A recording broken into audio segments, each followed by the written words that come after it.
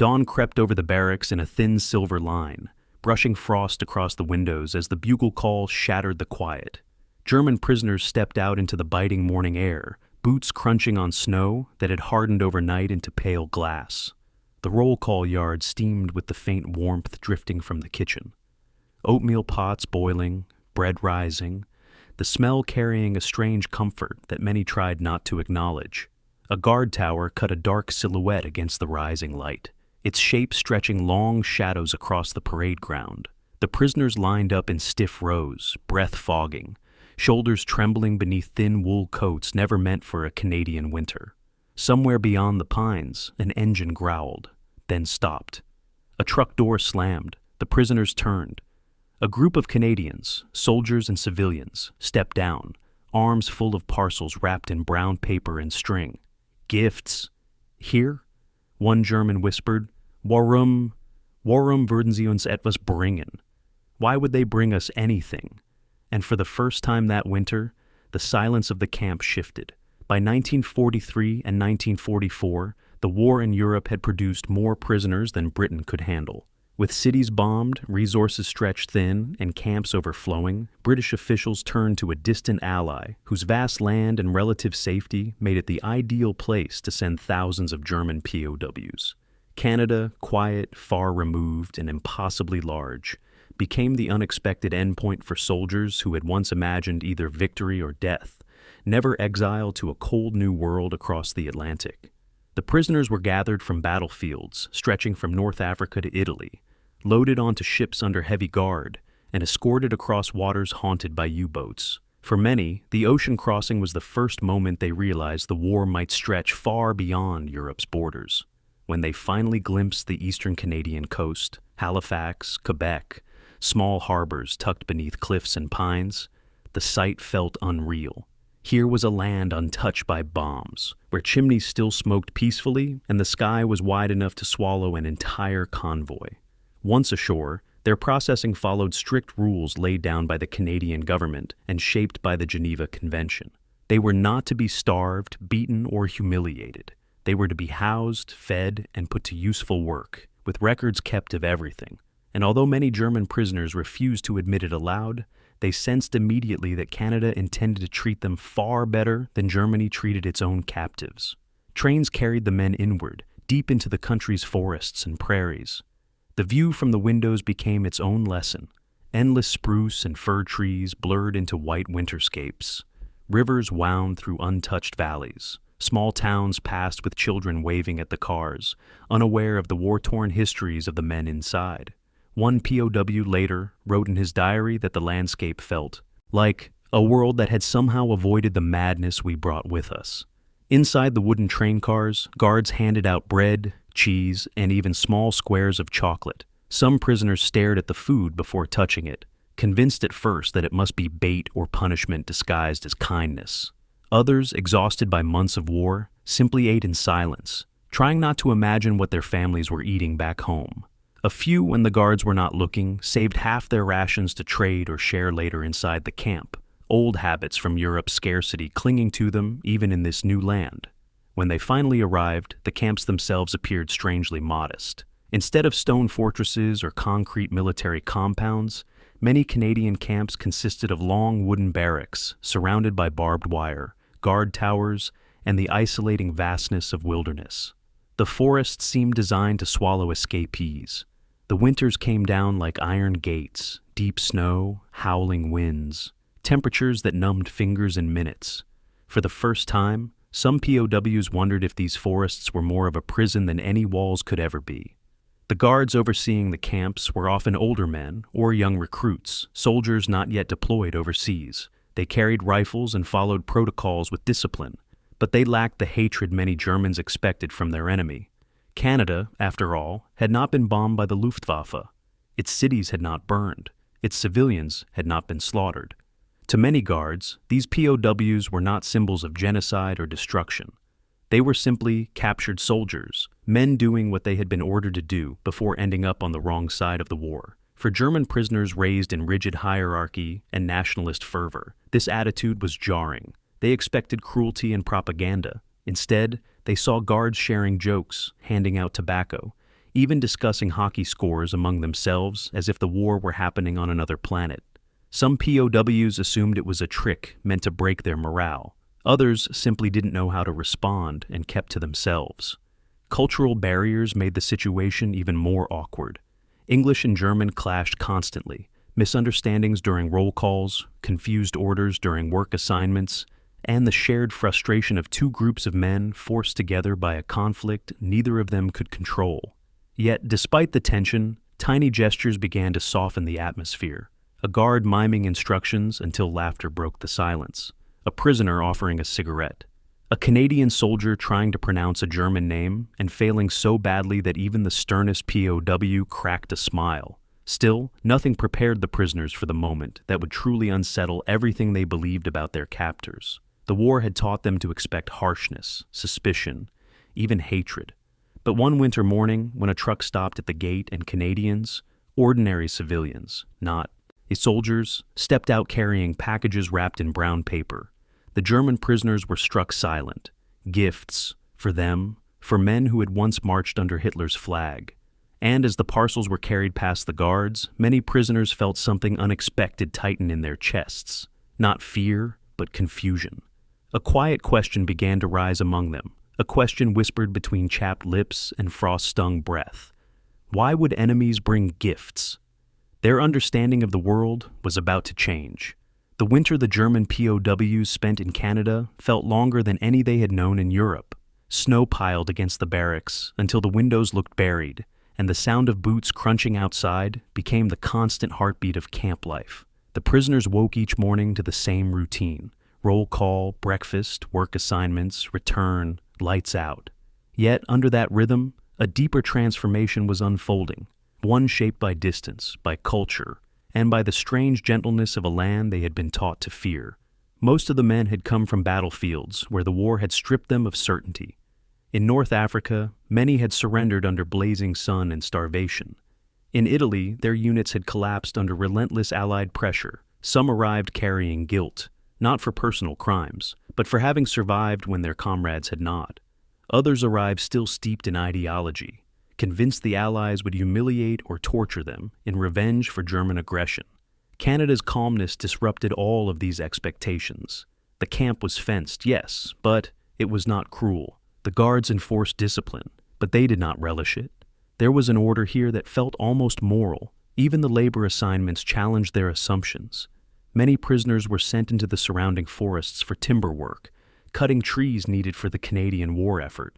The work was exhausting, but it was fair.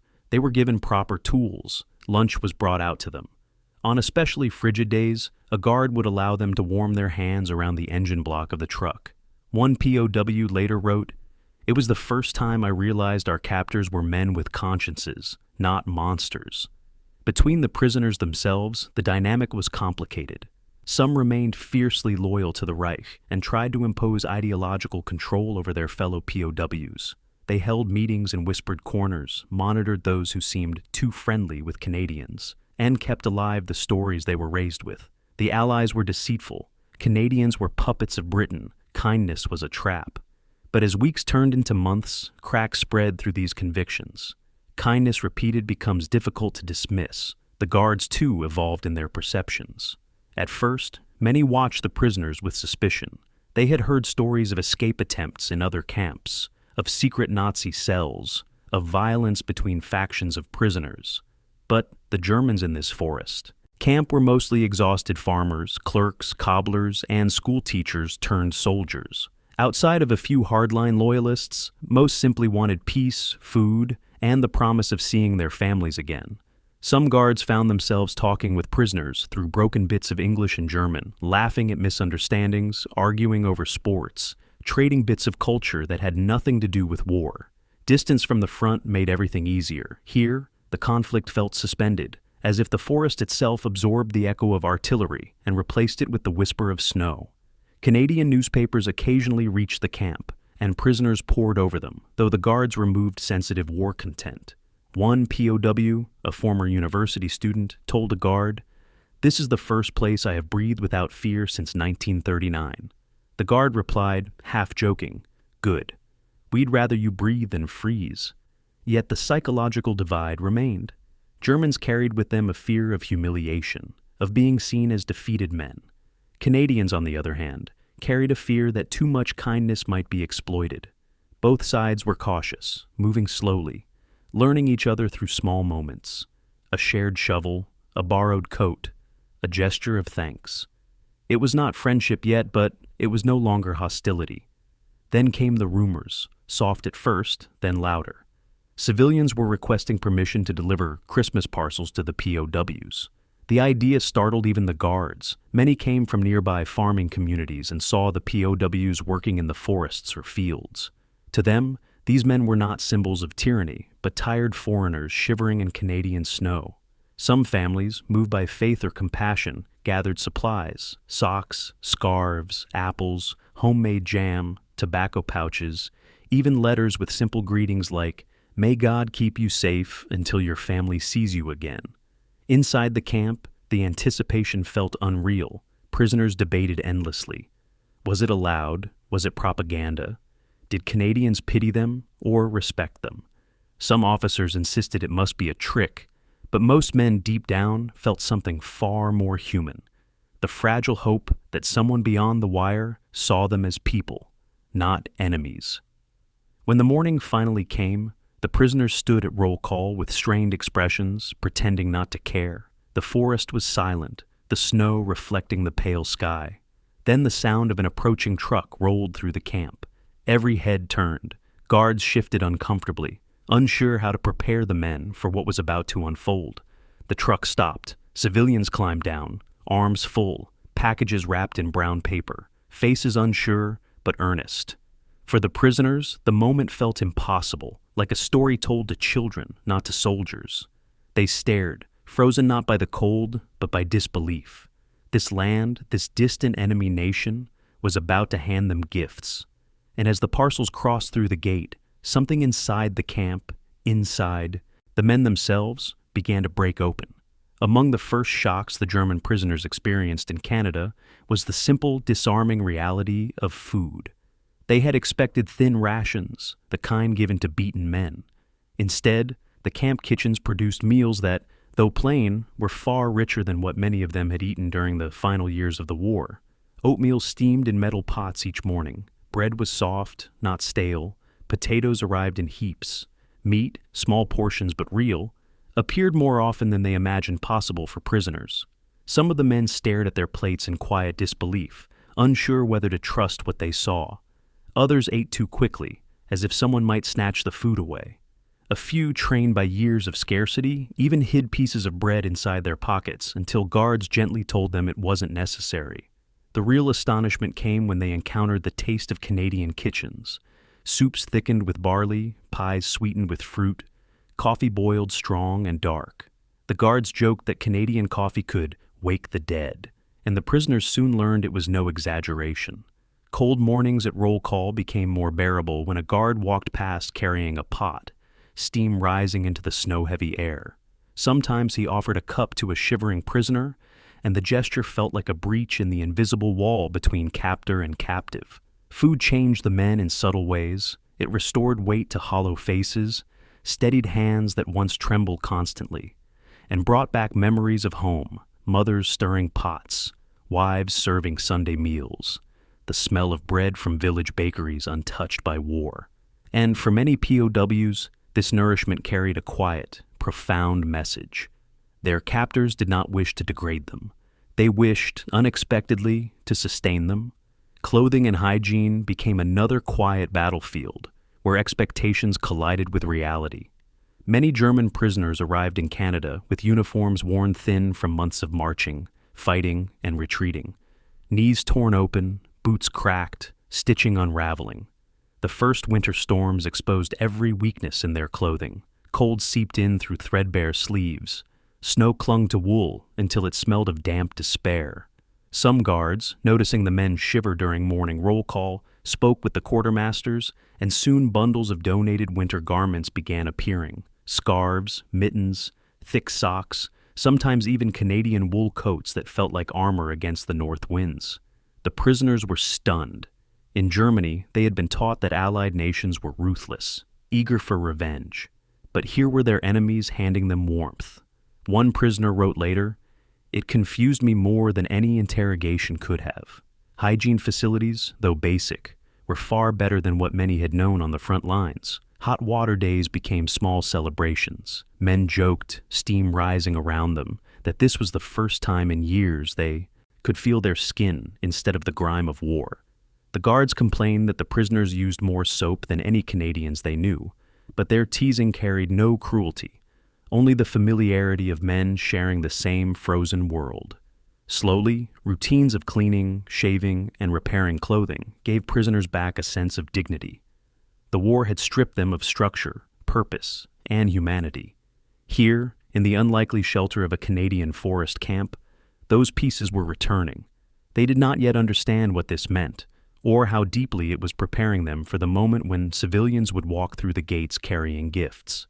The morning the civilians arrived still lived in the memories of German POWs decades later, as vivid as the moment they first laid down their weapons.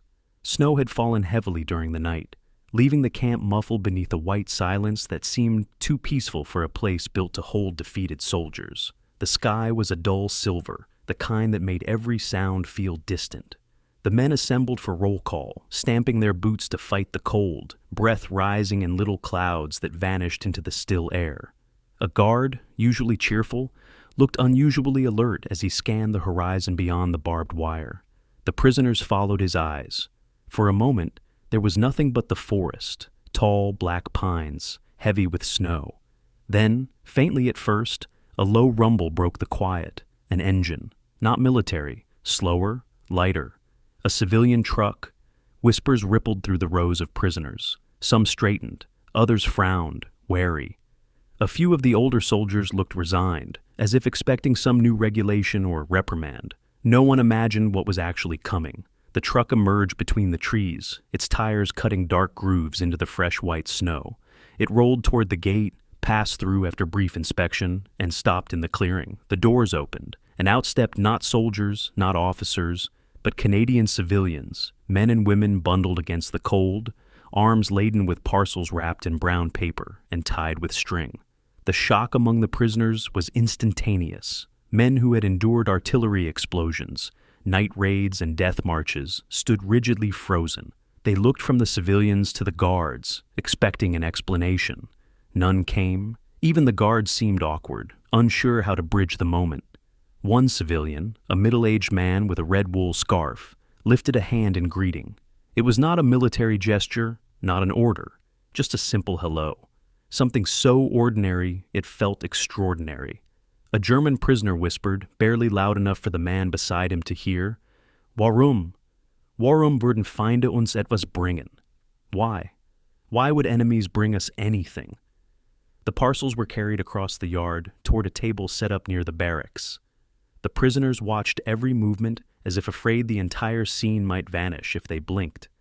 The civilians placed the packages down gently, almost reverently as though they were offerings rather than supplies. When the camp commandant stepped forward to address the prisoners, his voice carried a mixture of pride and discomfort. "You will each receive a parcel. These gifts come from local families. They ask permission to bring them as a gesture of goodwill during the holiday season." Holiday season. The words washed over the prisoners with strange warmth and sharper confusion. Germany was in ruins, families displaced, cities burning. And here, in a land nearly half a world away, people who had never met them had gathered food, socks, jam, mittens, tobacco, and small handwritten notes wishing peace. The distribution began slowly. Guards called names from a list, and prisoners stepped forward, some trembling, some stiff with pride they were trying desperately to hold on to. The first man approached the table. A Canadian woman handed him a parcel with both hands, looked him in the eyes, and said softly, "Stay warm, okay?" Her voice carried no fear, no judgment. The prisoner swallowed hard. He tried to speak but couldn't. Instead, he bowed his head, a soldier's instinctive gesture of respect, and stepped away. When he opened the parcel, his breath caught. Thick wool socks, a bar of chocolate, dried apples, a handwritten note. "We hope this brings you comfort. We pray your family is safe." Another prisoner received a pair of mittens knitted by a child. The uneven stitching made several of the men smile. Tucked into the wool was a small drawing of a snowman and the words, in shaky English, "Merry Christmas to the German man." He held it as if it were made of glass. Some prisoners cried openly, not caring who saw. Others clenched their jaws, fighting the emotion rising in their chests. They had been told Canadians were enemies, yet here they stood, offering warmth. One man, a former schoolteacher from Hamburg, whispered to his friend, "If my son were taken prisoner, I would pray someone would show him this kindness." The gifts were simple, human, disarming. And in that moment, the barbed wire that surrounded the camp felt somehow thinner, less threatening. Not because it had changed physically, but because the meaning of the place had shifted. The men inside were no longer just captives. They were human beings seen and acknowledged by the people outside. For the first time since their surrender, many felt the faint, almost painful stir of dignity returning. And this was only the beginning of what that day would become.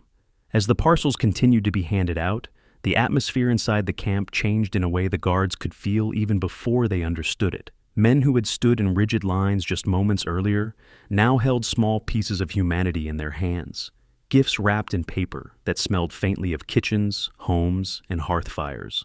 Some of the prisoners lifted their parcels to their faces and breathed in deeply, as if the scent itself were a reminder that the world still contained warmth. A group of younger POWs, barely 20 years old, gathered near the edge of the yard. They, more than anyone, had been raised under the full weight of Nazi propaganda. They had absorbed since childhood the idea that enemies were cruel, inhuman, merciless. Now they stood staring at knitted scarves, tins of cookies, and letters written by children who had never seen war. The contradiction overwhelmed them. One of them muttered, "They care more about us than our own commanders did." The others nodded silently, unable to disagree. The guards, at first hesitant, began to relax. Some even exchanged small smiles with the civilians. A few stood nearby, arms folded, touched by the sight of hardened soldiers reduced to quiet gratitude. One guard, an older veteran who had fought in World War I, removed his cap and rubbed his eyes. "I never thought I'd live to see something like this," he whispered to a younger guard beside him. "Not in a time like this." The civilians did not linger long. Many had traveled miles through winter roads just to deliver these parcels. Before leaving, one elderly farmer approached the fence, looking at the prisoners beyond it. His voice carried gently across the snow. "War ends someday. Make it home safely. All of you." A long silence followed. The POWs listened to the truck as it drove away, its engine fading into the forest. Only when the sound disappeared completely did the spell seem to break. Men slowly dispersed, returning to their barracks with their parcels held close to their chests like fragile treasures. Inside the barracks, the emotional wave continued. Some prisoners opened their gifts immediately, passing items around, sharing bites of chocolate or spoonfuls of preserves. Others placed their parcels on their bunks and just stared at them, unable to bring themselves to open something so unexpected. For many, the gift represented more than its contents. It represented a crack in hatred, a softening of the world's edges. One prisoner sat on his bunk holding a pair of thick wool socks. They were ordinary, slightly mismatched in color, clearly handmade. Inside the bundle, tucked between the folds of yarn, he found a note written in careful handwriting. "Dear soldier, I knit these for you. I hope they keep your feet warm. My papa is fighting in Europe. Maybe someone is helping him too." The man's eyes burned with tears he had not allowed himself to shed since the day he surrendered. Another man found a small prayer card inside his parcel. He was not religious, but the simple message, "Peace on earth, goodwill to men," felt like a balm he didn't know he needed. He pinned the card above his bunk, even though it violated regulations. The guard assigned to his barracks saw it, hesitated, and then turned away, pretending not to notice. Even those who had resisted the softening of their worldview, the ideological loyalists, the hardened NCOs, felt their certainty slipping. It was difficult to condemn an enemy whose civilians knitted scarves for prisoners. One staunch Nazi supporter tore open his parcel expecting it to be inferior, symbolic, or mocking. Instead, he found more care than he had received from his own officers on the front lines. He folded the scarf gently and said nothing for the rest of the day. Later that evening, as the camp grew quiet and lamps glowed through frost-covered windows, the prisoners gathered in small clusters. Some hummed Christmas tunes. A few men whispered memories of their families, what their children might be doing, how their wives might be managing without them. For the first time, the barracks felt less like cages and more like shelters. The guards, pacing their evening rounds, heard something unexpected. Laughter. Soft, tentative, but real. It drifted out of the barracks like smoke from a rekindled fire. The emotional climax of the day arrived not during the parcel distribution, but afterward, when the prisoners began to write.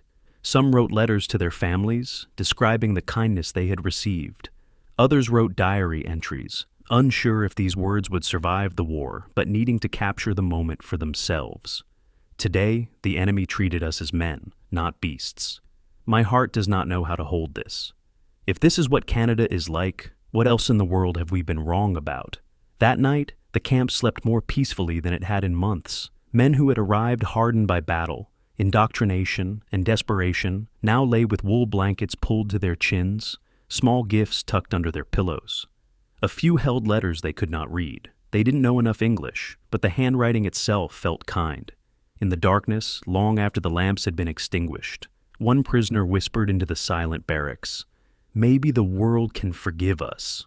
No one answered. They didn't need to. The gifts had spoken for everyone. When the war finally ended, the atmosphere inside the Canadian camps shifted once again, quietly at first, then with a weight that settled over the prisoners like a second winter. News arrived slowly, filtered through guards and newspapers, but each headline confirmed what many had already suspected. Germany had collapsed. Cities they loved were rubble. Families displaced. The Reich that had promised victory had dissolved into surrender. The prisoners felt a strange mixture of relief and dread. Relief that the fighting had stopped. Dread of what awaited them beyond the wire. Yet amid this uncertainty, one truth kept returning to them. The kindness they had received inside these Canadian forests. The parcels, the warm clothing, the fair treatment, the small gestures of respect. All of it shaped their understanding of the world they were about to re-enter. Repatriation did not begin at once. For months, the prisoners remained in the camps as officials sorted paperwork, arranged transport ships, and evaluated whether any POW had collaborated with extremist factions inside the barracks. The waiting was agonizing. Men packed and repacked their belongings, wrote letters they could not send, and walked the perimeter fences as if trying to memorize the last place where they had felt safe. Some guards grew emotional as the men prepared to leave. Bonds had formed, quiet but unmistakable, formed not through friendship, but through the shared endurance of long winters and the silent acknowledgement of humanity between them. A few guards shook hands with prisoners on their final roll call. Others simply nodded, their eyes avoiding the moment too heavy to articulate. When the trucks came to take the men away, many prisoners looked back at the camp one last time. It was not a place they loved, but it was a place that had changed them. A place where they had learned that enemies were not always what propaganda painted them to be.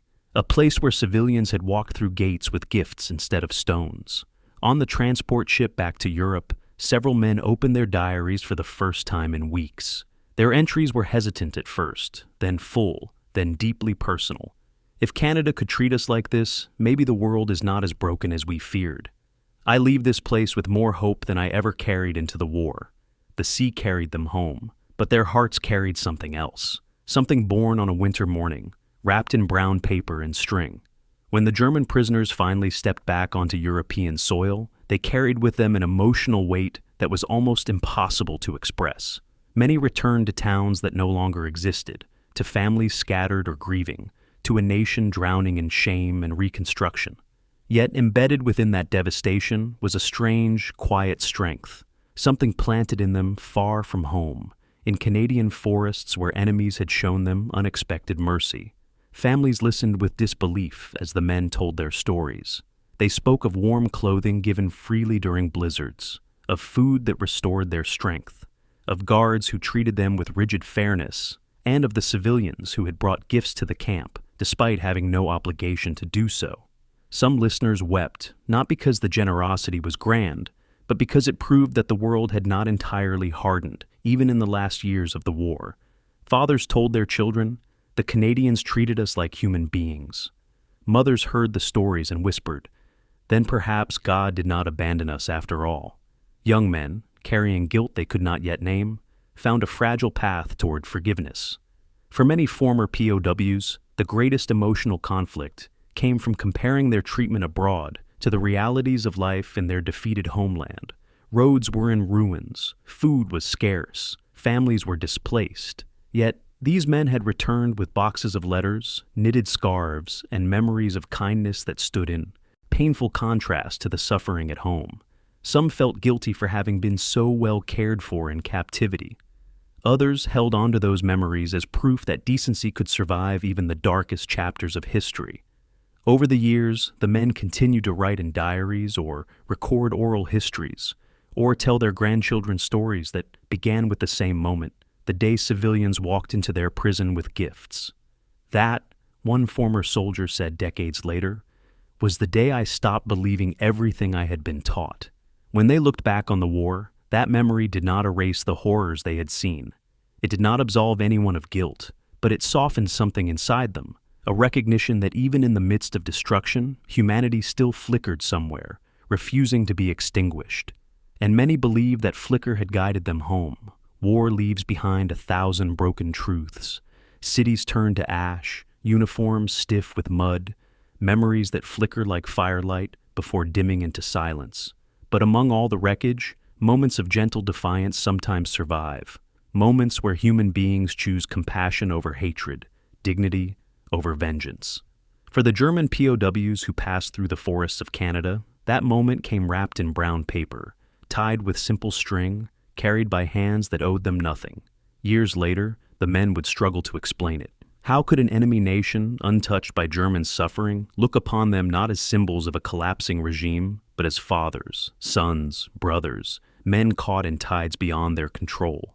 Even decades after the war, when their hair had turned white and their voices softened with age, the former prisoners spoke of that winter morning with the same wonder they had felt then. They did not remember the exact temperature, or the number of parcels, or the names of the civilians. They remembered the feeling, a warmth that cut through the cold, not of climate, but of the spirit. And maybe that is why the story endures, not because it rewrites the brutality of war, but because it reveals something stubborn and fragile within it, a thread of humanity running quietly beneath the noise of nations. A reminder that even amid barbed wire and watchtowers, a small gesture can alter the course of a man's life. For many of those POWs, the gifts became more than objects. They became proof that the world they returned to could still be repaired, proof that forgiveness was not weakness, proof that the future did not have to inherit the bitterness of the past.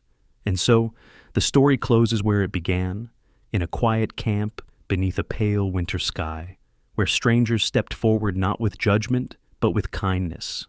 A moment of light in a darkened world, brief, yes, but bright enough to be remembered for a lifetime.